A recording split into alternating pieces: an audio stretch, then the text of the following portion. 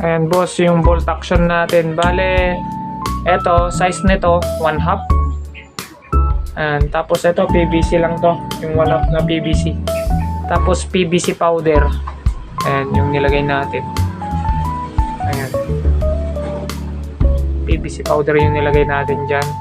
Tapos, ang size nitong orange, 3/4. Ayan, dapat sakto yung PVC dito. Bale, sinunog natin dito para sakto dito. Yan. Yan, ganyan siya.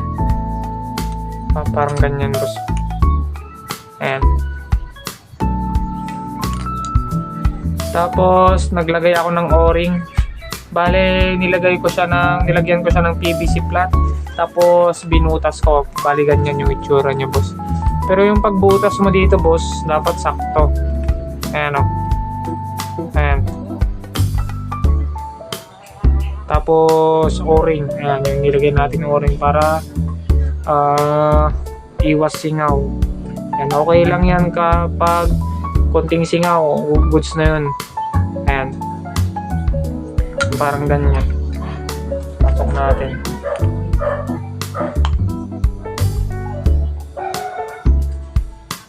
Ayan o. Ayan. Ipit na ipit yung chrome natin sa o-ring. Kaya maglalagay tayo ng BB oil dito para mas madulas. Ayan. Bali, lalagyan ko pa ng cover to. 3/4 tapos di uno. Lalagay natin dito.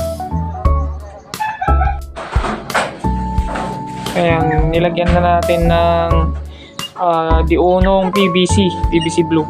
Ayan, bali ganyan yung itsura niya. Ayan yung pinaka o-ring niya, tapos dito sa gilid niya PVC powder. Ayan, pwede rin naman epoxy pero mas madali kasing gumawa pag PVC powder, mas madaling tumigas. Ayan.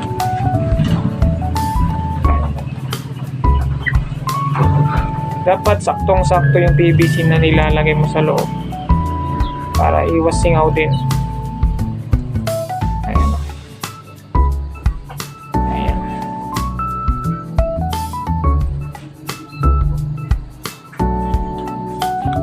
Ganun lang kasimple gumawa ng bolt action tulad ng unit natin. Ayan.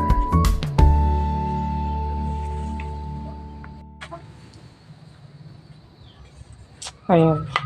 Bale, nilagyan na natin ng PVC na 1/2 tapos ito 3/4 PVC powder. PVC powder. Tapos ito na yung sarahan niya. Ayan mga boss. Bale, ganyan tsura niya.